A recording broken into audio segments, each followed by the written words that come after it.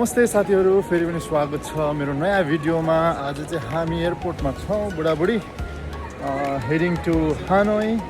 हाम्रो सानो यत्रो ठुलो जीवनको सानो एउटा सपना, विभिन्न देशहरू घुम्ने सपना चाहिँ हामी बिस्तारै पुरा गर्ने प्रयासमा छौँ। त्यही भएर आजको यसपालिको छुट्टीको डेस्टिनेसन चाहिँ रहेको छ हानोई। होइन त नानी, कतिको एक्साइटेड छौ? एक्साइटेड छौ है। अनि हानोई हाम्रो भियतनाम अलि इजीसँग मिल्ने के भन्छ भिजा मिल्छ त्यहाँ होइन, पाइन्छ। अनि अलि सस्तो देश, अलिकति बजेट फ्रेन्डली, त्यो भएको कारणले गर्दाखेरि चाहिँ हामीले अहिले हानोईलाई चाहिँ भियतनामलाई चाहिँ छानेका हौँ। नेक्स्ट टाइम हामी महँगो महँगो ठाउँ पनि जान्छौँ घुम्नु होइन, साथ दियो भने सबै चिजले। ल हामी अब केही समयपछि हाम्रो चाहिँ फ्लाइट छ, अनि त्यसपछि तपाईँहरूलाई हामी भेट्छौँ फ्लाइटमा। अनि डाइरेक्ट हामी तपाईँहरूलाई हानोईको एयरपोर्टमा भेट्छौँ होला होइन त।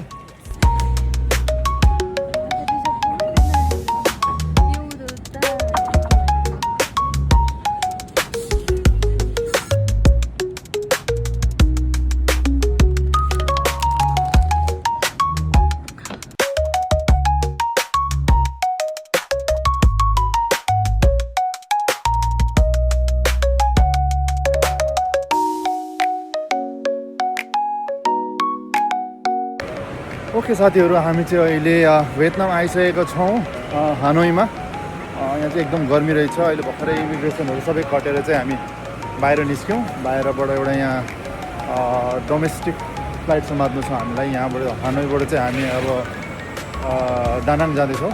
त्यही कारणले हामी बस, यहाँ फ्री सटल बस रहेछ, त्यो समातेर चाहिँ हामी यहाँ डोमेस्टिक एयरपोर्टमा आइपुगेका छौँ।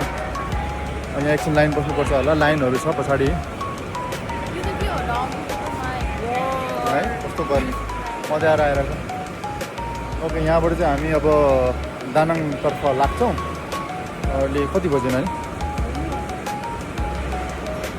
अहिले 15:28 भनेपछि हाम्रो 17, हाम्रो अहिले 3:30 भयो भने हाम्रो 5:30 हो। भित्र गएर एकछिन हामी अलिअलि भोजन पनि गर्छौँ होला है त। तपाईँहरूलाई अब यहाँबाट डाइरेक्ट हामी हानोईमा गएर भेट्छौँ। हानोईमा फेरि के अरे दानाङमा गएर भेट्छौँ है त।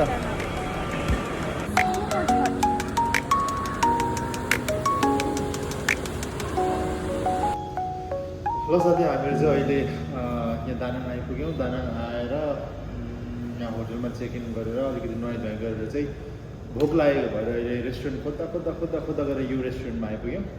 खाली रहेछ, नाम चाहिँ बब स्टप रहेछ, देखाइदिउँ न त्यहाँ। केही खाना मगाएको छौँ, अब त्यो कस्तो हुन्छ थाहा छैन। गुलियो, मिठो, अमिलो, पिरो के हुन्छ थाहा छैन। त्यो खाएर आज चाहिँ हामी सुत्छौँ।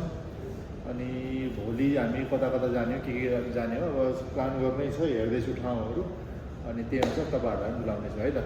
आजको लागि चाहिँ यति नै, धन्यवाद, बाई।